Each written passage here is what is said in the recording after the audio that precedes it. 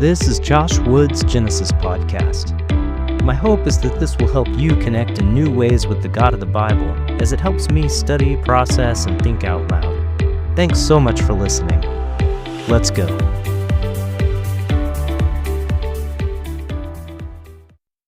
Genesis chapter 10.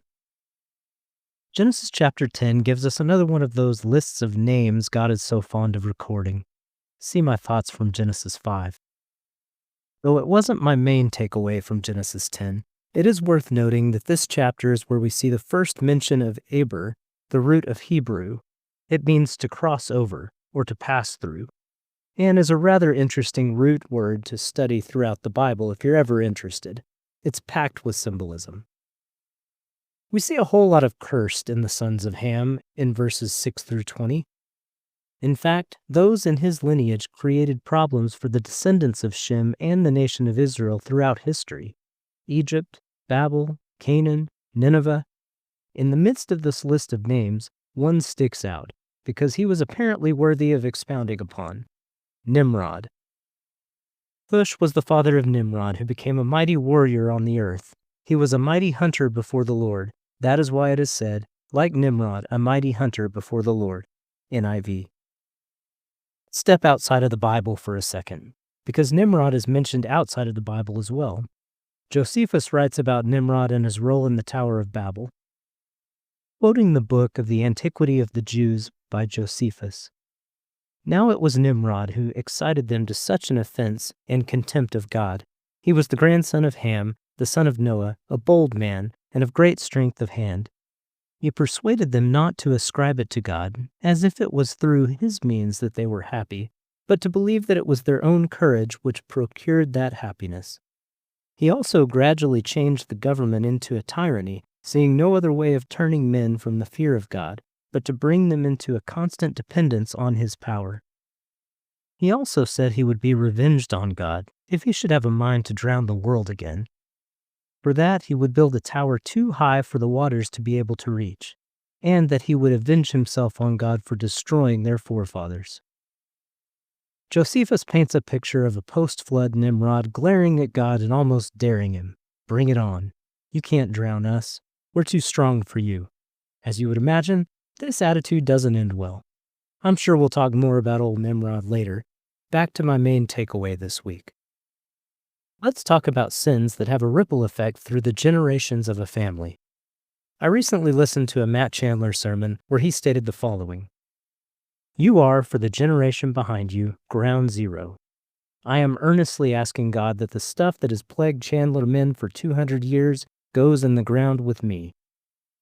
That statement, for me, was a powerful reminder of the gift Jesus affords us. It's the gift of the death of generational sin through the acceptance of his sacrifice.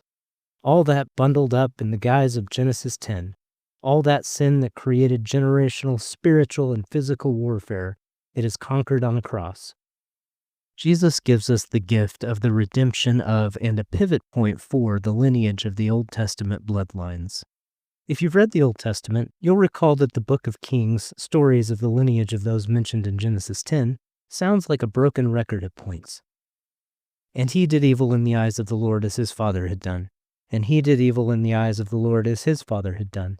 And he did evil in the eyes of the Lord as his father had done. Perhaps you or someone you know finds yourself scratching a similar broken record. And he became addicted to alcohol as his father had done. And he treated his wife harshly as his father had done. And he scammed people in business as his father had done. And he became addicted to money as his father had done. And he became addicted to pornography as his father had done. And he constantly battled depression as his father had done. And he became addicted to fame as his father had done. I hope you'll find that Jesus is not only a pivot point for generations of the Old Testament depravity, but also for generations of your own bloodline's sin and shortcomings. No longer should we add another repeat to our record of the phrase, and he did evil in the eyes of the Lord as his father had done. For us, it's now, and the sins of he and his father were buried in the grave because Jesus said, done. Today is a reminder that Jesus came to put an end to familial cycles of poverty, lust, addiction, etc. Imagine a world where your ancestors look back at a family lineage of sadness and see you as the turning point. Be the change you want to see in the world is an enormously famous Mother Teresa quote. Today, I want to encourage you to be the change you want to see in your family, in your kids, in your grandkids. Yo. Yo.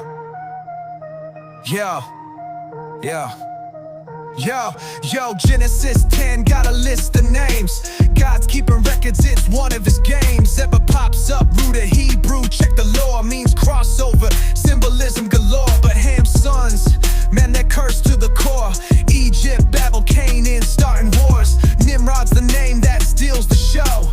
Mighty hunter bold, he's running the flow. From the flood to the cross, sin's got a cost. Generations caught up, souls getting lost. But Jesus steps in, breaks the chain, buries the curse, ends the pain. From the flood to the cross, sin's got a cost. Generations caught up, souls getting lost. But Jesus steps in, breaks the chain, buries the curse, ends the pain. Josephus says Nimrod's wild, no fear. Tower of Babel, he's daring, God near. Won't drown us again, we're too strong to fall. Tyranny rising, he's controlling it all. But sin keeps rolling, passed down the line. Fathers to sons, it's a dark design. Evil in the eyes of the Lord, same song. Addictions, lies, man, it's been too long. From the flood to the cross, sin's got a cost. Generations caught up, souls getting lost. But Jesus steps in, breaks the chain, buries the curse, ends the pain. From the flood to the cross, sin's got a cost. Generations caught up, souls getting lost. But Jesus steps in, breaks the chain, buries the curse, ends the pain. Matt Chandler's praying, let it die with me. 200 years of pain, set the family free. Jesus the pivot, the turning point's here. Old Testament bloodline shifting gears. Your story too, lust, greed, or fame. Be the change, rewrite the game. Ancestors look back, see you stand tall. Break the cycle, answer the call. And he did evil, that record's done. Jesus says finished, the battle's won. It's a new year, hear the sound. Sin's in the grave, new life's been found. From the flood to the cross, sin's got a cost. Generations caught up, souls getting lost. But Jesus steps in, breaks the chain, buries the curse, ends the pain. From the flood to the cross, sin's got a cost. Generations caught up, souls getting lost. But Jesus steps in, breaks the chain, buries the curse, ends the pain.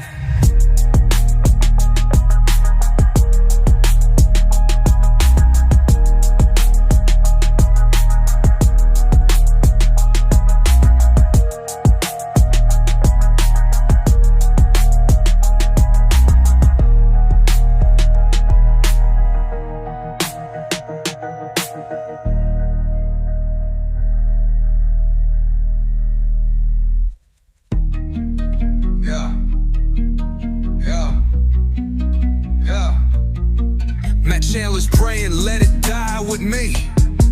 200 years of pain, set the family free. Jesus the pivot, the turning point's here. Old Testament, bloodline shifting gears. Your story too, lust, greed, or fame. Be the change, rewrite the game. Ancestors look back, see you stand tall. Break the cycle, answer the call. You've been listening to Josh Wood's Genesis podcast. Feel free to connect with me on Substack, Instagram, Facebook, X, or Threads. My username is JoshWoodTX on all of the above. Thanks for listening. See you next time.